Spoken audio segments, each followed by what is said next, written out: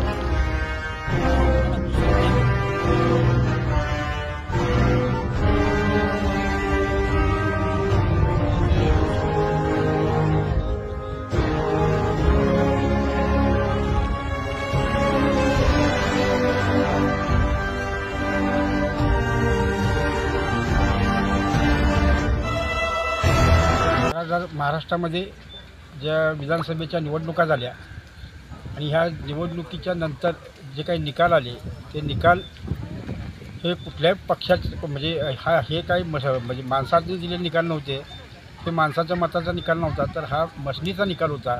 आणि या निकालामुळे इथली लोकशाही धोक्यात आलेली आहे।